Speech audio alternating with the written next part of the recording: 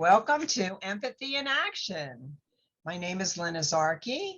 I am director of the Kidsbridge Tolerance Center, and I wrote The Empathy Advantage, Coaching Children to be Kind, Respectful, and Successful. And I'm so happy to have our special guest here today that we can talk about his work through the lens of empathy. His name is Jim Gaven. So welcome, Jim, and thanks for meeting me today on Zoom. Thank you for having me. It's always nice to talk to like-minded people. I appreciate it. So it was recommended that, we get together in a virtual way, albeit.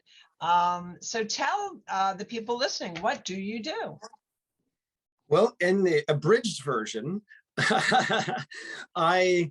in so many ways, I spend time with those who have developmental disabilities, as well as those who have drug and alcohol addiction and Alzheimer's and dementia mainly, running one-on-one music lessons, as well as group sessions and interactive performances, depending on what the individual or the group that I'm working with is looking for. So in so many ways, I'm kind of like a music therapist, but I can't call it music therapy because I don't have a therapy degree, but it falls within that vein because I do have friends who are music therapists, and we've brainstormed and talked back and forth quite a bit, and they pretty much give me the consensus like, yeah, you're pretty much doing music therapy, it's just you can't really call it that because you don't have the degree in it. It's a beautiful thing what you're doing. So let's talk about before COVID. For the populations you're serving, persons with physical and mental disabilities, people with dementia, what was it like before COVID and what is it like now? How has COVID disrupted their lives and yours? I mean, it almost seems like it's a dream in a very strange way. I'm sure a lot of us feel this way where, you could date things pre-COVID and post-COVID, right? We're still in COVID, but it's not like as when it first, came onto the global stage and you were like, what is going on here? Beforehand, it was just what we normally do, what we all normally did. I'd go to a whole string of places in a day. I'd go to a bunch of people's houses. I'd go to group homes. I'd go to nursing homes, and I would do my thing, spending time with those one-on-one, in person, just normal business as is, right? But then COVID came and all of a sudden, what the heck was going on? It took a while for certain things to get back into like the swing of things again. For those that I mainly spend time with, adults who have developmental disabilities, that is where the core of my work has been. It's just because I've, got into that when I was volunteering years ago at a group home. Then I got into working at the ARC and then at Allies and then branching off on my own. There is, the individuals that I spend time with, they're so used to a routine. And that was the biggest thing that got just totally thrown out. And for everybody, right? Whether you have a developmental disability or not, our routines got disrupted in a very major way. And with the individuals I spend time with, they're very accustomed to, okay, I get up at this time, I change, I take a shower, I eat my breakfast, and then I go to day program. Well, that wasn't a thing. You weren't going to day program anymore. You weren't going physically to a place. You were meeting on Zoom, you're meeting on Google Meet or whatever, agency that the individual belonged to, or was affiliated with. That's what would happen, right? And so that one-on-one interaction, as much as we can have it over Zoom, something is missed, right? Especially for those who have developmental disabilities. A lot of them thrive on being right here and being with somebody in person. A lot of them have one-on-ones, right? They have an individual who spends all day with them, helping them with, general TLC, going, to the bank, getting things that they have situated. And that was completely thrown out. And I think it really hit home pretty hard, especially with some of the individuals I normally spend time with. I would run a music session with them, say like, what was it? Maybe May, June of 2020, when things were still like, what's going on? And we haven't really gotten to that point where, we could actually run a music session and actually be able to bill for it, that was a whole other thing. I would spend time with these individuals and I had no idea if I was going to get paid for it. And that was okay, because it was like, I really wanted to just be a part of their world still, be connected with them. And we'd spend 30-minute session, I'd spend 20 minutes of it with them, at least, talking about COVID and how it's impacted their day. And oh my goodness, like my Aunt Sally has it. And we would spend, you know, less than 10 minutes singing or playing an instrument if that's what they were, you know, that's what we normally get together to do. So it really flipped it on its head. And I almost became like a sounding board for them to just talk to somebody from the outside world, like outside of family. Yeah. And so that's really what it turned into for a few months. Yeah. And I was okay with that. I wanted to stay connected with them. I wanted them to know that I was there for them, you know, and I needed it too for my mental sanity. Yeah. Because Well, you know, with people. Yeah. yeah, we're at home, you know, I'm with my wife and my son, who I love dearly, but when you're with the same people all the time, you start to go a little cuckoo for Cocoa Puffs, you know, and so I just being connected to somebody else outside of family, you know, in the outside world did a good thing for me. And I know that it did a good thing for the individuals, because, you know, their parents would email me like, thank you so much for spending time with Johnny today. You know, he didn't talk to anybody else outside of his day program. You were the only person in like the outside world that he talked to. And so that went a long way. And it was made known to me from parents and guardians and staff at group homes that, you know, even just spending a little time with somebody, talking to them, listening to them, went a long way. And it had nothing to do with music, a lot of it. Yeah. Well, I mean, what I'm hearing is what I wanted to hear from you, and why, you know, I selected you, is that you're a person with empathy. So on this platform of empathy, that you're walking in the shoes, not only of your, you know, your clients, but their families too. So Yeah. it's empathy and an empathy pivot almost. So Kidsbridge, you know, I'm director of Kidsbridge, had to pivot too. So like March, April, May is our busiest time. Like, you know, boom, the door slams in March because of COVID. And I'm okay, so what are we going to do now? Because we teach social emotional skills, and you can imagine that's better face to face. So Yeah. what we did was we created online about 70 social emotional activities that parents can do for their kids. And it's still on the Kidsbridge website. But, you know, in the last 2 years, you and I and everybody mostly pivot and resilience. But what I really want to help people with is stepping in other people's shoes, right? Walking in the shoes of a person with disabilities, walking in your shoes because you're responding to that need. You've had to do things differently. So for the people out there, I want them to understand, as you explained, the structure disrupted, what it's like for you through your music to now, in the time of COVID, sort of reach people of special needs, but in a different way, perhaps. Yeah, you know, through Zoom and FaceTime or Google Meet or Skype or whatever platform people are willing to use, like I will meet them at that. I'll download the app, you know. So that's one thing that has been interesting, is like some people prefer this one platform over the other. And okay, sure, I'll make it happen. You know, it's having to get pretty creative with sessions just to keep people's attention. And I feel like that is a big thing, where I'll even show you right now while we're here, right there. Since I'm in my music room, yeah, I have instruments, a whole bunch of them at my disposal that I wouldn't normally just like carry with me to a session, you know, like I have a keyboard over here. You can see some of it over here, right? Yeah. So like I might play something on the keyboard, whereas normally I wouldn't do that, because it's like I'd have to lug this big thing around, you know. Or I use props. So if we're doing a song about, or we're doing a session really about like world peace, like I have this little like globe right here, right?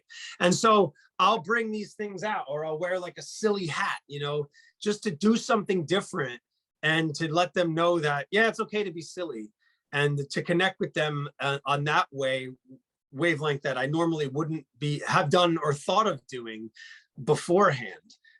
So that's been something that, you know, as having to pivot and think maybe a little bit outside of the box, and just kind of try to connect with them in that way by using props, by meeting them on any sort of platform that they want to use. It doesn't matter to me. I'll download it. And sometimes it's even, you know, doing something different where I'll have like my speaker right here and I'll connect it to my laptop. Now, I wouldn't really be doing that in person because I'm not going to be bringing my laptop everywhere and connecting my Bluetooth speaker, you know? Right. And so I'd put a song on, we'd play a game where it's like kind of fill in the blanks with a song. So I'd play part of it, I'd stop it, and then I'd say, okay, what's the next line in the song? You know, like, and to try to, you know, improve those memory skills of remembering lyrics. And so all those, you know, examples right there are some simple things that I've used to try to connect with people in a deeper way than I would have in person. So in some ways, it's actually expanded what I've been able to do. So I love that, you know, flipping it like a paradigm shift, because Kidsbridge is doing that too, that we are really leaning heavily now into, you know, reducing anxiety and stress. There's an increase in abuse and depression using mindfulness. So mindfulness using the senses, smell something to calm yourself down, things around the house, because this is really helpful for parents and teachers and grandparents, right? So just things around the house, tea bag, you know, smell, look at something that makes you happy, maybe a travel photo of somewhere you want to go. Touching, we have like hearts to trace on felt. So I think it's instructive to parents during, and we have Omicron here to stay for a while, that, you know, flip it and take advantage of it. I think there's more quality time at home. And so the stir crazy Cocoa Puffs, that they're just look around your house, and together you can calm down. Together you can reduce anxiety and stress. Together you can have fun with music. Can you make some suggestions about, you know, I don't know, music around the house? You can start with the pots and the pans. What can people listening do with treasures they have in their house? Oh, sure. I mean, there's plenty, you know, you could use in your home as an instrument. And that's the beauty of musical instruments, is that you really can make music with anything. I mean, if you don't even need to have like a traditional object. You could be using your hands, right? And so when you think of the song like "We Will Rock You," right? It's just a bunch of guys stomping and then clapping their hands together. Right. I mean, that's a very easy way to think of using your own body as an instrument. You know, you can like, you know, do something like this and create a drum roll against your chest, or you could do the same thing like on your lap, you know. And some of the individuals I spend time with, they don't have like traditional instruments, like let's say a bongo at home like this, or wow. or like a tambourine, you know. And like I got all this stuff like right next to me because it's where I am in the music room. Right. You know, you could also take, and I just so happen to have this because I'm drinking water right now, but once I'm finished with the water, you know, an empty water bottle. Go outside in the dirt, even throw some dirt in there, and you have a maraca or an egg shaker, right? You could do the same thing with rice, you know, like old rice that you don't want to eat, or beans or beads, and you could fill it up. You could even put coins in here, like you know, and then you have like a percussion instrument to play along with. It's tactile, you can hold it. You know, since it's going to be coming around Easter time, not that far from now, crazy enough, right? You might have those plastic like Easter eggs like hanging around the house that you hide. You could use those as an instrument, right? Open it up, put some rice in it, you know. And all also, of these I think it'd be fun for the kids, you know, not just make them for your kids, make them with your kids, and they might have ideas. So let's take a step back again through the lens of empathy. Why are you doing this work? What was that one moment or situation that you saw this need and this is what you decided to do? Can you share that with our listeners? Sure, I can give a little bit of a longer version of this, because it was kind of a string of things that added up to this. So take it back like over a decade ago. I was working in New York City at a music company, thinking that, you know, I'm a musician, maybe to lead somewhere. It led me to wanting to leave where I was. Because it wasn't, I was behind a computer all day. It was very antisocial. It wasn't really communicating, connecting with people. It was like, put your headphones in and crunch numbers. And I went to college for business, and I thought maybe it would lead somewhere. And at any rate, it led me to like having all these other ideas about what I can maybe do to actually feel like I'm making a difference in the world and not just crunching numbers behind a computer. So in that quest of like feeling like, man, what am I doing with my life?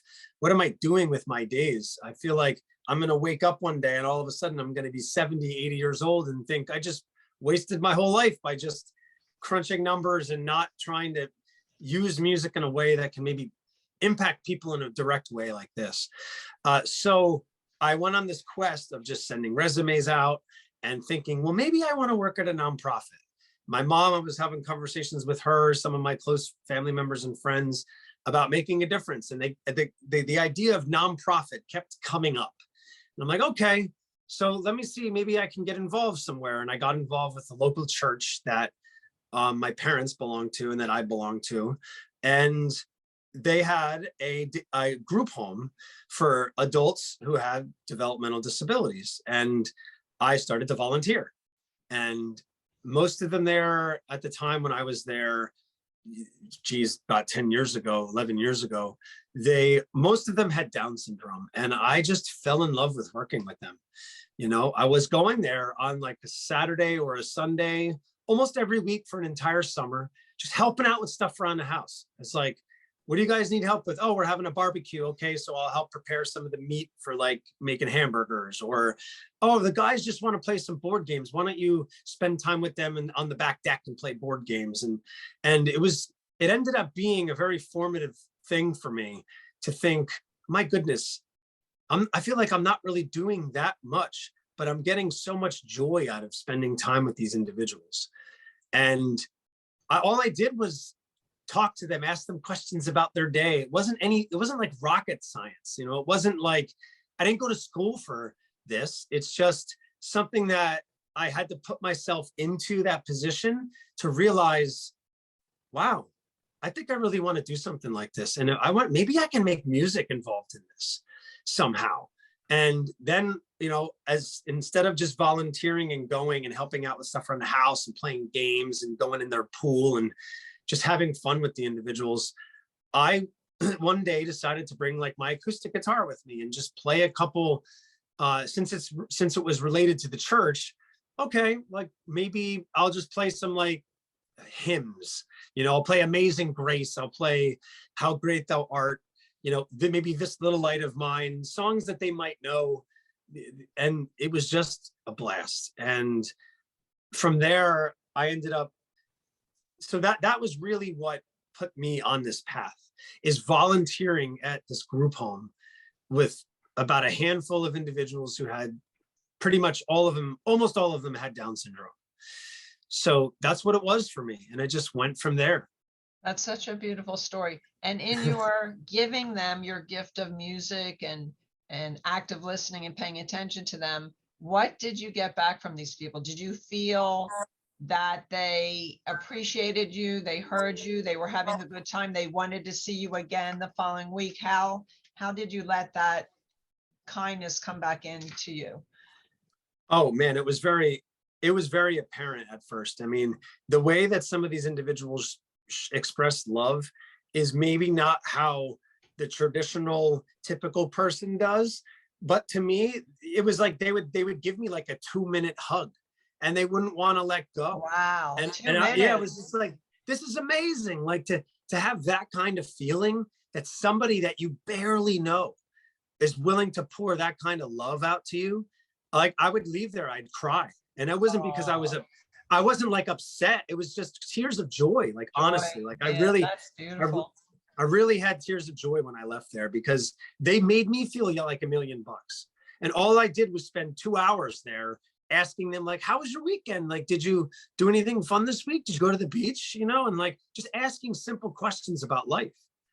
And I luckily I was able to have that realization, that awareness that this is something really special. At that point in my life, I was 25. so I was still kind of young. And when you're 25, I mean, at least when I was 25, I feel like I was fairly selfish when I think back on it, I mean, now I have a wife and a child and It many other. breeds empathy, right? When empathy is increasing for you, as we hope it Yeah. increases for everyone, the empathy Yeah. quotient, because currently statistics show there is a empathy deficit. Is So there really? hopefully, yeah, well, they've measured empathy deficits. And so that's something I studied and put in my book. But maybe with COVID, if we measured empathy again, it would be increasing because, admiration for nurses, doctors, the first responders. I mean, we see the people, including yourselves, who are, I mean, I'm sure you risk COVID when you go into these settings, if you're Yeah. not online, but, all the people who just fighting the good fight, fire, police, to help others. And, here you are on the front line, Jim, I think. So I wanted to just spend a little bit of time on stereotypes. There are a lot of stereotypes about people with dementia, about people with physical or mental disabilities. So is this something you come across, like you might be talking to someone, then you'd say, oh, why do you waste your time with these people? Like, it's, do you know what I mean? It's like we're in a world where, people may not have the empathy for those who have less. Can you comment on stereotypes and persons with disabilities? Well, for me, I actually, I've been very lucky, I guess, in the sense that I have not really, I can't remember one example where somebody has said to me, why are you spending time with these individuals? Anytime I bring up what I do to people, even complete strangers, I mean, I can think of like always it being met with very open arms and very just people that are very open to saying like, oh my gosh, like that's so great what you do, so I haven't actually seen the negative stereotype, let's say, but I know it's out there. I know it's out there. I know the R word is still in our lexicon, unfortunately. It is, and it's a terrible word. And I wish that it would be just erased from vocabulary, because I haven't witnessed it myself, but it doesn't mean I won't ever, because I'm constantly meeting new people. I'm constantly going into new places. And so you just never know who you're going to come across. But I've been pretty lucky in the fact that I have not witnessed firsthand anybody putting anybody down, let's say, that's a blessing. At Kidsbridge, we address this with kids as young as preschool, that we want to be kind and respectful. So we're trying to teach them, when you judge someone and use the R word or another word, or that's so gay, it really demeans people. And I think as a society, we need to, in the home, and not-for-profits like Kidsbridge, teach kids younger the value that people with special needs have, or people who are different skin color, religion, ethnicity. So, it's really important, the work you're doing, and people see and hear that is beneficial. So what is your vision for the future? In terms of persons with disabilities, I think there's a real need there, that more people could gravitate to, visiting a home for people with special needs. Do you have future goals for your business and what you want to accomplish for yourself? Yeah, I mean, it's been an amazing experience so far. It's been almost 4 years now. I've been doing this full time on my own, like outside of, the traditional working for somebody else. The crazy thing is, with this pandemic, it's actually grown our company, because we've been able to do these virtual sessions, which means you can be anywhere and you can run a session. And so during the height of the pandemic, we have not only done sessions with individuals who are in New Jersey, but also in Pennsylvania. Wow. And we've also done sessions with small agencies, smaller-ish agencies, that for whatever reason, people have passed along our monthly newsletter, or they passed along our Facebook page or our website. And we've done sessions with companies based in Florida, Connecticut, Illinois, and Arizona too. So of course, we haven't traveled to them because we haven't needed to. But it's been wild to be able to have not only have this presence in New Jersey, but to be in several states, doing, even if it's a one-off session for a company, right? For adults who have developmental disabilities. Or the one we did in Illinois was like a week into the pandemic, where it was a nursing home that, of a place I go to that's based in New Jersey, but they have affiliates like throughout the country. And they mentioned like, hey, we have this musician that did like a Facebook Live for us a week ago. Maybe you'd want to do that for your folks. So it's really cool to have seen this growth, this surprising growth that was not on my radar, not thinking that this could be a thing. Well, a silver lining to COVID. So you are empathy in action. I just personally want to thank you for what you do, the people you help. It's just so empathetic and meaningful and helpful to those. So in closing, if people want to reach out to you or help you reach more people and help more people, how would they do that? Sure. I mean, you can go to our website. Our company, the company name is Key of Awesome Music. So it's just keyofawesomemusic.com. We are a qualified provider in the state of New Jersey. So if you're over the age of 21 and have a developmental disability, we can work with people's what's called a goods and service budget, so that they don't have to pay out of pocket for like music lessons, which is really nice to be able to provide that for people. We are on Facebook and Instagram. You just look for Key of Awesome Music.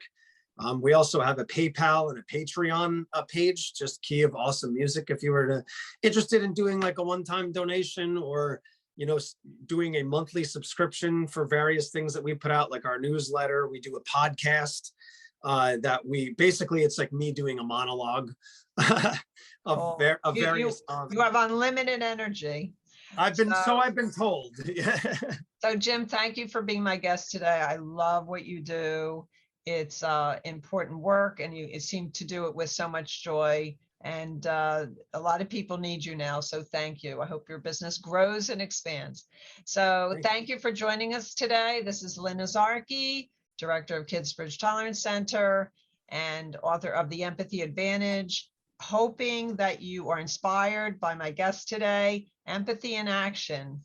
Hope to see you next time, and thanks for joining us. Be safe, be well. Bye-bye.